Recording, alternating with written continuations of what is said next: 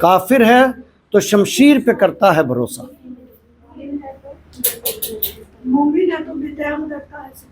مومن ہے تو بے تیغ بھی لڑتا ہے سپاہی۔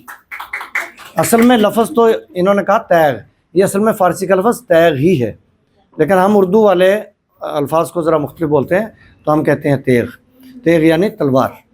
تو کافر ہے تو شمشیر پہ کرتا ہے بھروسہ، مومن ہے تو بے تیغ بھی لڑتا ہے سپاہی۔ کافر ہے تو وہ بہانے ہیلے تراشتا ہے اور بھروسہ کرتا ہے اسباب پہ۔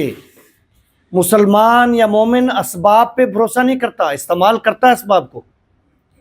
کوئی غریب یہ نہ کہے کہ میں غریب ہوں، میں کیسے پڑھوں، میں کیسے کچھ کروں، میں کیسے ترقی کی منزلیں طے کروں۔ یہ اسباب ہیں، پیسہ ایک اسباب ہے، اچھا گھر، اچھی گاڑی، یہ اسباب ہیں۔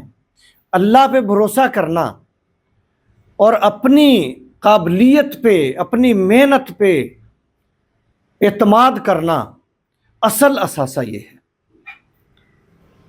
اپنی محنت، اللہ پہ بھروسہ، یہ ہے مومن کا کام، اور ہیلے بہانے تلاش تراشنا یہ ہے کافر کا کام۔ کافر ہے تو شمشیر پہ کرتا ہے بھروسہ کہ تلوار ہوگی تو جنگ کروں گا، مال ہوگی تو اچھے کام کروں گا۔